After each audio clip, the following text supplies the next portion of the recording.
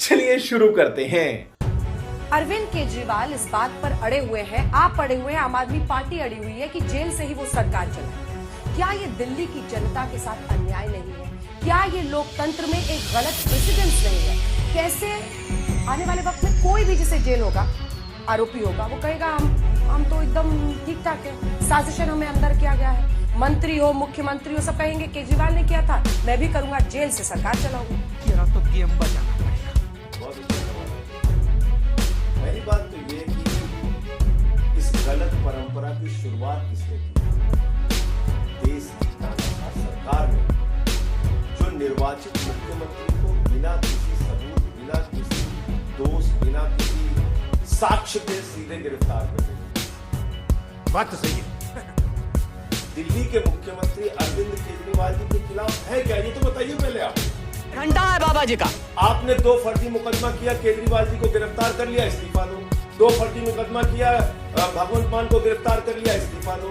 ममता बनर्जी पे 2 फर्जी मुकदमा किया, गिरफ्तार कर लो, इस्तीफा दो। सिद्धारमैया को गिरफ्तार करो, इस्तीफा दो। रेवंत रेड्डी को गिरफ्तार करो, इस्तीफा दो। विजयन जी को गिरफ्तार करो, इस्तीफा। तो ये तो आपने गलत परंपरा की शुरुआत भारतीय जनता पार्टी ने की। शाबाश बेटा। देश की तानाशाह सरकार ने की। भाई आप फर्जी मुकदमे करके किसी निर्वाचित मुख्यमंत्री को उठा के जेल में डाल देंगे, जिसने 2 करोड़ जनता के लिए बिजली, पानी, शिक्षा, स्वास्थ्य अद्भुत काम करके दिखाया, अनुकरणीय काम करके दिखाया। आप उस मुख्यमंत्री को फर्जी मुकदमे में गिरफ्तार कर रहे हो, फिर कह रहे हो इस्तीफा दो, फिर हमारी पार्टी खत्म कर दोगे। कहीं विधायकों के घर छापा, कहीं मंत्रियों को ईडी की पूछताछ। तो इसलिए इसके पीछे भारतीय जनता पार्टी की गहरी साजिश क्या है वो समझना जरूरी है। क्या है दिल्ली के मुख्यमंत्री के खिलाफ? 162 बयान ईडी ने दर्ज किए हैं और 294 बयान सीबीआई ने दर्ज किए। कुल 456 गवाह हैं अंजना जी, और उन 456 गवाहों में 4 बयान जिसका न सिर है न पैर है, उसके आधार पर आपने एक निर्वाचित मुख्यमंत्री गिरफ्तार कर लिया। और उन लोगों के बयान, चाहे वो राघव रेड्डी हो, चाहे वो मंगुट्टा रेड्डी हो, चाहे वो शरद रेड्डी हो, उसकी सीक्वेंस क्या है?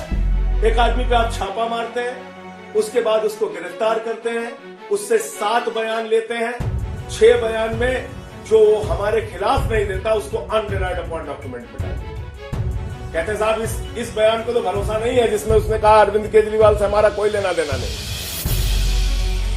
और जिसपे 7वें बयान में 5 महीने की गिरफ्तारी के बाद आपने जबरन बयान ले लिया केजरीवाल जी के खिलाफ, कहते हैं इस पे भरोसा है, अब हम करेंगे गिरफ्तार। अरे बाप रे, ये तो धोती खोल रहा है। लेकिन संजय जी आपकी बात 12 बयान शरद रेड्डी पे, मैं आता हूं, शरद रेड्डी ने 12 बयान दिए, 12 बयान अलग अलग तारीखों में, और 6 महीने की गिरफ्तारी के दौरान दिए उसने 12 बयान। उस पर कभी केजरीवाल जी का वो जिक्र नहीं करता। और अचानक 12वें बयान में जैसे ईडी का और भारतीय जनता पार्टी का मकसद पूरा हो जाता है, केजरीवाल जी के खिलाफ उससे बयान हो जाता है, उसकी बेल हो जाती है। तो ये आधार है। राजनीतिक रूप से आपकी बातें हो सकती है। एक सेकंड, ये आधार है। फिर से आ गए रे बाबा इधर। ठीक है, राजनीतिक रूप से आपकी बातें हो सकती है, ये रुकिए, मैं आधार पे सवाल पूछ रही हूँ। लेकिन ना तो संजय सिंह जज साहब है, ना संजय सिंह ईडी एजेंसी है, जांच एजेंसी। पहली बार में कितने आरोपी होते हैं जो खुलकर कह देते हैं हमने ये किया था जी, हमने इस दिन इसको इतना पैसा दिया था। आपसे पूछू, इन्वेस्टिगेशन। बहुत अच्छा सवाल। पहले दोनों का सवाल पूरा होने दीजिए।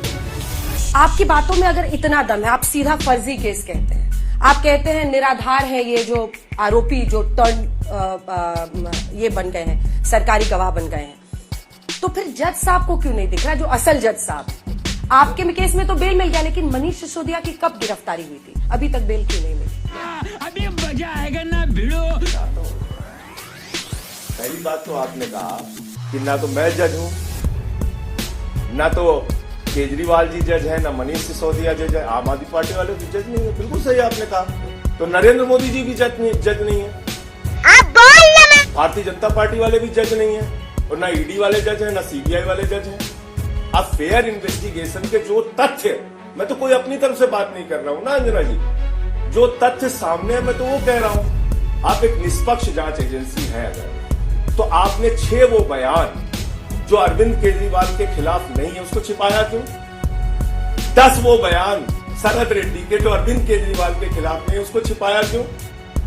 राघव मंगुंटा रेड्डी के 2 वो बयान जो केजरीवाल के खिलाफ नहीं है, उसको क्यों छिपाया? अगर आप निष्पक्ष एजेंसी है तो 2 नामों तो ये भारतीय जनता पार्टी द्वारा एक गहरी साजिश दिल्ली की सरकार को और आम आदमी पार्टी को खत्म करने के लिए, अरविंद केजरीवाल जी की राजनीति को खत्म करने के लिए है, इसलिए हम इनसे लड़ रहे हैं। तो जज ने फैसला थोड़ी दे दिया अरविंद केजरीवाल जी के खिलाफ। आप मुझे बताइए, बेल ना मिलना एक अलग प्रक्रिया है, एकदम ठीक आपने कहा। मैं आपसे कहता हूं, आप कहती हैं भाई न्यायालय से न्याय नहीं मिला, नहीं ये नहीं कहा, बेल नहीं मिली कहा, बेल नहीं मिली, ठीक है बेल नहीं मिली। लोअर कोर्ट का फैसला होता है अंजना जी, उसको डिस्ट्रिक्ट कोर्ट बदल देती है। इसका मतलब डिस्ट्रिक्ट कोर्ट लोअर कोर्ट के फैसले से असहमत है, डिस्ट्रिक्ट कोर्ट का फैसला हाई कोर्ट बदल देती है। इसका मतलब डिस्ट्रिक्ट कोर्ट के फैसले से हाई कोर्ट असहमत, हाई कोर्ट का फैसला सुप्रीम कोर्ट बदल देती है। इसका मतलब सुप्रीम कोर्ट हाई कोर्ट के फैसले से असहमत है। और सुप्रीम कोर्ट के तो 5 जजों का फैसला हमारे प्रधानमंत्री जी बदल देते हैं, जो दिल्ली सरकार के हक में है। इसका मतलब सुप्रीम कोर्ट के फैसले से भी प्रधानमंत्री जी असहमत है। सर ऐसे केस में थोड़े तो ना मैं ये कह रहा हूँ पार्लियामेंट से कुछ फैसला नहीं हो पाएगा, लेकिन मैं ये कह रहा हूँ कि ये तो है कि सुप्रीम कोर्ट ने आपको बेल दे दी, मनीष सिसोदिया को अभी तक क्यों नहीं? इतने बेल ना मिलना किसी का दोष सिद्ध हो गया, ये नहीं होता है मेरा। ये बड़ी अच्छी बात कही है। पर आपने तो इसको ठीक बताई है ना कि अब जेल के ताले टूट गए, केजरीवाल भी निकलेंगे। ये हमारा विश्वास है निकलेंगे, क्योंकि उन्होंने कोई गुनाह कोई गलती की ही नहीं। रिश्वत तो लिया है भारतीय जनता पार्टी ने, लेकिन 55 करोड़ का घोटाला भारतीय जनता पार्टी ने किया है। 9 नवंबर को गिरफ्तारी होती है शरद रेड्डी की, 10 नवंबर की गिरफ्तारी होती है, 15 नवंबर को पहले 5 करोड़ रुपए की पेशगी वो चढ़ाता है भारतीय जनता पार्टी और 55 करोड़ की रिश्वत देता है। ये जिस केजरीवाल आप बात कर रहे हैं वो 2021 से इलेक्टोरल बॉन्ड्स और पैसा बीजेपी को दे रहा है, बहुत अच्छा 66%, ठीक है। उसकी अरेस्ट के बहुत पहले की बात है, ये 1 साल पहले की बात है, तब से वो इलेक्टोरल बॉन्ड्स दे रहा है। 3 हिस्से हैं इसके। दूसरा 66% उसका पैसा गया है बीजेपी को, बीआरएस को भी वो 2022-23 लगातार इलेक्टोरल बॉन्ड्स और पैसा दे रहा है, टीडीपी को दे रहा है। तो अगर ये राजनीतिक उगाही है तो वो बीआरएस को पैसा क्यों दे रहा था, जिसके साथ आपकी करीबी का आरोप है? बहुत बढ़िया आपने सवाल पूछा। भारतीय जनता पार्टी जो देश की सबसे बड़ी पार्टी है, जो दिल्ली के ऊपर दिल्ली की सरकार पे शराब घोटाले का आरोप लगा रही है, उसको तो मालूम है ना कि राघव रेड्डी कौन है, मंगुंटा रेड्डी कौन है, उसको तो पता है ना अंजना जी, पता है कि नहीं बताइए आप? और उसकी गिरफ्तारी हो रही है ये भी उनको पता है। उसको किंग पिन बताया जा रहा है, मुख्य इस घोटाले का घोटालेबाज बताया जा रहा है, ये भी ईडी को पता है। मनीष सिसोदिया के अकाउंट सीज हो जाएंगे, बाकी लोग जो गिरफ्तार होंगे अकाउंट सीज हो जाएंगे। उसका अकाउंट कैसे नहीं सीज हुआ मुझे बताइए आप? ये गड़बड़ है बाबा। 10 नवंबर की गिरफ्तारी के बाद 15 नवंबर को उसके 5 करोड़ रुपए भाजपा को चंदा कैसे चला गया? और क्या भाजपा को 55 करोड़ रुपए मिल गए उनके शीर्ष नेताओं को पता नहीं चला? तो 21 से पैसा दे रहा था ना सर, वो 2021 से पैसा दे रहा है। नहीं, ये गिरफ्तारी के बाद के आंकड़े बता रहा हूं मैं आपको। वो तो 5 करोड़ पहले का है जो आप कह रही हैं, वो गिरफ्तारी के पहले का 5 करोड़ है और गिरफ्तारी के बाद का 55 करोड़ है। आप शायद कंफ्यूज हो रहे हैं, इसको क्लियर करें। मैं नंबर्स मेरे पास है, सारे नंबर्स है, कब उन्होंने 2021 में भी पैसा दिया है, 2022 में भी दिया है। और बिंदो फार्मा ने, जिसको आप लोग कोट कर रहे हैं कि डायरेक्ट कोरिलेशन कर रहे हैं, अच्छा बीआरएस को क्यों पैसा दे रहा है? बीआरएस वालों से पूछिए, हम तो भाजपा से सवाल पूछ रहे हैं, जो हमसे हमारे ऊपर सवाल उठा रहे हैं। मैं भाजपाइयों से पूछ रहा हूं, तुमने शराब घोटाला क्यों किया?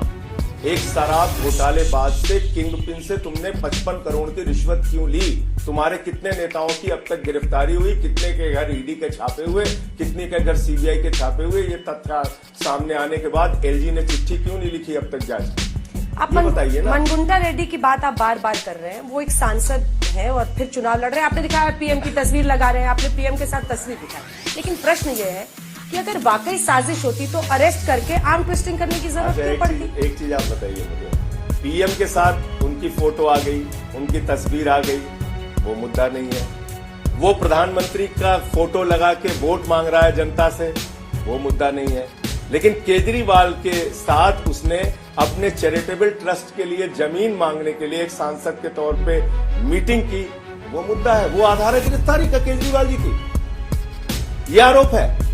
सर कौन सा चैरिटेबल ट्रस्ट है, कौन सी जमीन है, उसके बारे में कुछ बता सकते? वो आप पता करिए कौन सी चैरिटेबल ट्रस्ट के लिए मिला था। उसने आपने तो बोला बयान, केजरीवाल साहब ने बात की नहीं उसने ट्रस्ट के लिए अरे जमीन। खाली केजरीवाल जी ने नहीं, खुद उसने उस मंगुट्टा रेड्डी के 16 सितंबर के छापे में खुद उसका बयान है, जिसको छिपाया और कोर्ट के आदेश पे हमारे वकीलों ने इस कागज को पकड़ा। ये कागज पकड़े गए हैं अंजना जी, जो छिपाए थे ईडी ने। पुराने बयान छिपाने का, और वो एक आधार आपका भी रहा। हालांकि आपके केस के बारे में बात नहीं करेंगे, लेकिन देखिए एक सवाल है कि मंगुट्टा रेड्डी, कोई भी जो केस जांच के का एक तरीका होता है ना सर, पहली बार में थोड़ी आरोपी बता देता है फला फला ये वो हमने ये किया। चैरिटेबल ट्रस्ट में आपसे बोल रही हूँ, चैरिटेबल ट्रस्ट की उसने बात की, धीरे धीरे शायद वो खुला और फिर उसने तमाम फैक्ट्स किए। ये एक दलील उनके पक्ष में जा सकती है। दूसरी, ऐसे ईडी के किसी भी इन्वेस्टिगेशन में आरोपी को ही सरकार की तरफ से अगर वो चाहे तो वो सरकारी गवाह बन सकता है ना। जो मुख्य आरोपी है शायद अरविंद केजरीवाल चाहे भी तो नहीं बन सकते, लेकिन मनीष सिसोदिया बन सकते हैं। जो को कॉन्स्पिरेटर्स माने जाते हैं उन्हीं में से किसी एक को सरकारी गवाह बनाकर वैसे ही जांच आगे बढ़ती है। ये तय प्रक्रिया है जो अच्छा हमको सिखा दिया है। जो आप शरद रेड्डी या मंगुट्टा रेड्डी या इन तमाम लोगों पर सवाल खड़े करते हैं, इसमें क्या गलत है? एकदम सही कहा आपने, लेकिन उनके 6 पहले बयान जो हमें निर्दोष साबित करते हैं, जिसमें वो कहीं मेरा जिक्र नहीं लेता, उस पे हम विश्वास नहीं करेंगे, उसको गिरफ्तार करके जेल में डालेंगे। और जो एक बयान उससे 6 महीने बाद की गिरफ्तारी के बाद दिया जाएगा, पहले वो कह रहा है हम अरविंद केजरीवाल से नहीं मिले, नहीं जानते, शरद रेड्डी का बयान। और 12वें बयान में 10 बयान में कह रहा है हमारे अरविंद केजरीवाल से कोई लेना देना नहीं। 12वें बयान में कह रहा है आप 12वां मान रहे हैं, 10 छिपा रहे हैं। ये क्या है? अगर चलिए ठीक है, आपकी बात भी मान लेते हैं कि 10 मान लीजिए 12वें बयान में आपने छिपाया क्यों 11 बयान, इसका कारण बताइए। आप तो निष्पक्ष जांच एजेंसी है ना, आपका तो काम है हमें दोषी सिद्ध करना ना। कोर्ट के सामने क्यों नहीं रखा आपने ये बयान? भाई आपने वो सारे बयान किस लिए लिए? अपने दफ्तर में सजाने के लिए? ईडी का दफ्तर कोई म्यूजियम है? आपने कोर्ट के सामने वो बयान रखने के लिए रख लिए हैं और उस बयान के आधार पे हमें दोषी साबित करने के लिए वो बयान लिए ना, तो उसको आपने छिपा क्यों लिया? ये गहरी साजिश है भारतीय जनता पार्टी। अगर ये साजिश है तो अब आम आदमी पार्टी की मुश्किलों पर जरा आते हैं, क्योंकि ऐसा लग रहा है कि आपकी पार्टी एक लीडरशिप क्राइसिस फेस कर रही है। क्या ये सच है? इसके पीछे भी सवाल है। अब आप आ गए हैं बाहर, तो आप काम संभालिए। क्यों ऐसी मुश्किल में डालना है सरकार को? कहा मैं तुम्हें अभी समझा मुश्किल में है? तो कौन सी कैबिनेट की बैठक कैसे होगी? किस प्रकार से मुश्किल में है? कैबिनेट की बैठक कैसे? देखिए अंजना जी, भाजपा की चालबाजियों को, राजनीति को हम लोग खूब समझते भी हैं और उनसे खूब मुकाबला भी हमने किया है। मणिपुर में 1 साल तक हिंसा होगी, एक फौजी की पत्नी को निपस्त करके घुमाया जाएगा, हिंसा की आग में मणिपुर को झोंका जाएगा और वहां इस्तीफा नहीं होना चाहिए मुख्यमंत्री का। देश के गृह राज्य मंत्री का बेटा 4 किसानों को अपनी जीप से कुचल देगा, उसका इस्तीफा नहीं होना चाहिए। हमारी पहलवान बेटियों को न्याय नहीं मिलना चाहिए। सही पकड़े। केजरीवाल जो अच्छी शिक्षा दे रहे हैं, बिजली दे रहे हैं, पानी दे रहे हैं, बस की फ्री यात्रा दे रहे हैं, बुजुर्गों को तीर्थ यात्रा करा रहे हैं, उनका तुरंत फर्जी मुकदमे में गिरफ्तार करो, इस्तीफा करो। ये बहुत गलत परंपरा की, लोकतंत्र की हत्या करने की शुरुआत है। और अगर ये परंपरा है तो मैंने तो पहले दिन ही आके कहा अंजना जी, ये खतरनाक परंपरा है। देश के प्रधानमंत्री को भी इम्यूनिटी नहीं है कानून में। कल को अगर बंगाल में 5 मुकदमा हो गया, जाएंगे प्रधानमंत्री जी जांच में शामिल होने के लिए। कल को केरल में 3 मुकदमा अमित शाह जी के खिलाफ हो गया, वो जाएंगे जांच में शामिल होने के लिए। तो इसलिए कानून की नजर में अगर बराबर की बात, राष्ट्रपति और राज्यपाल को ही खाली इम्यूनिटी है, प्रधानमंत्री जी को भी इम्यूनिटी नहीं है, तो गलत परंपरा शुरू हो जाएगी। उनको किसी प्रकार की छूट नहीं है। तो आप ऐसे निर्वाचित मुख्यमंत्रियों को बिना किसी सबूत, बिना किसी आधार पे, किसी के 456 गवाहों में 4 बयानों पर दबाव बना के लेके उसका कोई, अच्छा ठीक है, आप घोटाले में कोई रिकवरी नहीं, लेकिन तीनों का नाम, कोई प्रॉपर्टी का अटैचमेंट नहीं, कुछ नहीं। देखिए अंजना जी 6 महीने हो गया जेल में, और उसके बारे में जरा बताइएगा। खूब कानून जान लिया मैंने, खूब समझ लिया, PMLA दिल्ली के जेल के नियम सब पढ़ लिया, जान उसी लिया। PMLA के सेक्शन 45 में आपको बेल मिली ना सर? उसी PMLA 45 में मिली उसी ना? PMLA में बाकियों ऐसे को नहीं मिली। उसी PMLA में ऐसे कानूनी प्रावधान है जिससे बेल मिलना मुश्किल है। लेकिन आपको मिला ना सर सेक्शन 45 में? तो इन लोगों को भी मिल जाएगा, थोड़ा इंतजार कर लीजिए। मैं ठीक पढ़ है, के सुनाऊं आपको कोर्ट ने क्या कहा है ना। कोर्ट मैं अपने केस के बारे में बात नहीं करूंगा, लेकिन लोअर कोर्ट और हाई कोर्ट ने मेरे बारे में क्या कहा था, पहले क्या कहा था जिसको आपने चलाया भी, क्या क्या नहीं कहा था, मैं नहीं बोलूंगा क्योंकि मुझे अपना अधिकार नहीं है बोलने का। अभी उस पर नहीं चर्चा करें तो करें। सुप्रीम कोर्ट ने जाके आपको राहत दी ना, ये लोग भी तो बहुत पहुंचे ना। तो इसलिए मैं कह रहा हूँ वो न्यायिक पर प्रक्रिया, ये चारों बयान इंतजार कर लीजिए ना। सेक्शन 164 ऑफ सीआरपी एक भी नहीं मजिस्ट्रेट टिकेगा, एक भी नहीं टिकेगा, क्योंकि वो सबूतों के साथ उसका मेल कराना होता है ना। बयान 164 का आपने दिया, जज के सामने दिया, लेकिन जज के सामने दिए गए बयान को भी सबूतों के आधार पे उसका मेल कराना जरूरी होता है। सबूतों के आधार पे मेल कहाँ हुआ, मेल हुआ क्या, ट्रायल हुआ क्या? इन्वेस्टिगेटिंग और ट्रायल एजेंसी आप और कोर्ट को करने देते अच्छा, हैं, वापस आते हैं देश की सशक्त जांच एजेंसी। मेरा सबसे बड़ा सवाल ये है, आपको लगता है 2 साल हो गए और आपने 1 रुपए मनीष सिसोदिया के यहाँ बरामद नहीं किए, 1 रुपए आपने अरविंद केजरीवाल के यहाँ बरामद नहीं किए, एक कोई प्रॉपर्टी अटैच नहीं हुई, कहीं कोई उनका कोई इतना बड़ा आपको आडंबर और वो देखने को नहीं मिला कि करोड़ों रुपए यहां जमा किए हो, ये गड्डियां मिल रही हो, और संजय सिंह के यहां कुछ नहीं मिले और गिरफ्तारी सबकी होती जा रही है। तो सबूतों के साथ मेल कहां कर रहे हैं बयान? भाई आपने बिल्कुल ठीक कहा, क्योंकि आपने कहा तो मैं एजेंसी का इस पर पक्ष रख दूं आपके सामने। आपने बिल्कुल सही एजेंसी कहा। का पक्ष क्या है? 164 में दिया गया बयान मजिस्ट्रेट के सामने का बयान, हाँ, ठीक माना है? जाता है फ्री विल ठीक है। में स्वतः दे रहे। ठीक है, हाँ। लेकिन एक बात और जान लीजिए आप, सेक्शन 50 का जो बयान होता है वो भी उतना ही महत्वपूर्ण है। जब सेक्शन 50 का बयान मुझसे लिया गया अंजना जी, तो मैं अपना फिर नहीं बोलता हूं, चलिए, जिससे भी सेक्शन 50 का बयान लिया जाता है उसको ये बताया जाता है ईडी के द्वारा, जिससे भी लिया जाता है, और आप चाहे ईडी के अधिकारियों से कंफर्म कर लीजिएगा अगर मैं कुछ गलत कह रहा हूं तो, उसको ये बताया जाता है कि देखो अगर तुमने सेक्शन 50 में कोई गलत बयान दिया तो ये प्रावधान है कि तुम्हें उसके खिलाफ कार्रवाई होगी। ये प्रावधान है सेक्शन 50 का। आप ईडी के अधिकारियों से भी कंफर्म कर लीजिएगा और किसी वकील से भी कंफर्म कर लीजिएगा। तो 7 बयान जो मंगुट्टा रेड्डी के आते हैं ईडी के सामने, उसमें से 6 बयान पे सेक्शन 50 की कार्रवाई क्यों नहीं हुई? उसके 6 बयान को गलत मान के उसके खिलाफ कार्रवाई क्यों नहीं हुई? पहले तुमने केजरीवाल के बारे में क्यों नहीं बताया? कोर्ट को ये सब बता रहे हैं ना आप लोग, अब देखते हैं कोर्ट क्या करता है। ठीक है, इसीलिए मैं कह रहा हूं, समीर महेंद्रू प्रतीक्षा को कीजिए, किसी सबूत से कोई बयान मेल नहीं खाएगा। ये घोटाला भारतीय जनता पार्टी ने किया, 55 करोड़ की मनी ट्रेल मिल चुकी है।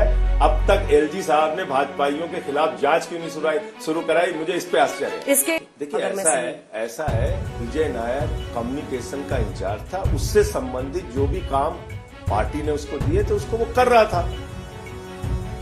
आप किसी के बयान को उठाकर एक झूठा आधार तैयार करें, इससे क्या साबित होता है? मैंने बताया सिर्फ 4 बयान जिसमें अरविंद केजरीवाल जी का जिक्र है। राघव रेड्डी, मंगुंटा रेड्डी, शरद रेड्डी, श्री अरविंद। बयान कुल दोनों एजेंसियों के सामने कितने हुए? 456 गवाहों के बयान। और इन 4 बयानों को भी जबरन जेल में रखकर 6 महीने जेल में रखने के बाद लिए गए।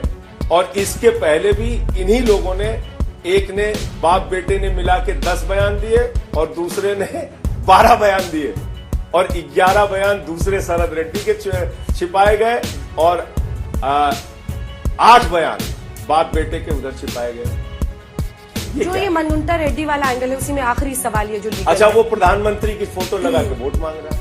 भाई ऐसे आदमी को क्यों आप अलाउ कर रहे हैं कि वो आपकी फोटो? अब तो क्लियर है ना अंजना जी, आज की तारीख में तो क्लियर है ना कि वो शराब का आपने लिखा ना किंग पिन, हमने तो नहीं लिखा, ईडी ने लिखा ना कि शरद रेड्डी की। और जो आप कह रहे हैं सुनिए, तो मैं तो सुनता हूं आप लोगों को, और जेल में आज तक आता था, आपको बता दूं। अच्छा, आप देख रहे थे? आज तक आप लोगों के सारे कार्यक्रम देख रहा था, हल्ला बोल देख रहे थे? हल्ला बोल भी देख रहा था। तो इसलिए आपके सवाल मैंने सुने नहीं, ऐसा नहीं है, बहुत सुने, वहां भी रह के सुने, आज भी सुन रहा हूं। और मैं तो चाहता हूं ज्यादा से ज्यादा सवाल मीडिया पूछे, जिससे हम लोग देश के सामने एक एक सच्चाई बयान कर सकें। कि केजरीवाल का गुनाह दरअसल ये है कि वो अच्छी शिक्षा, स्वास्थ्य, बिजली, पानी के लिए बेहतरीन सरकार चला रहे हैं। आपने जो गोवा चुनाव का उदाहरण दिया, गोवा चुनाव में प्रचार के लिए कहां यह साबित हुआ कि अरविंद केजरीवाल या मनीष सिसोदिया या संजय सिंह या कोई भी व्यक्ति रिश्वत के पैसे का इस्तेमाल कर रहा है। खत्म। इसी तरह की और वीडियो के लिए मेरे चैनल को लाइक कीजिए, सब्सक्राइब कीजिए और अपनी प्रतिक्रिया कमेंट बॉक्स पे हमेशा देते रहिए। नमस्कार।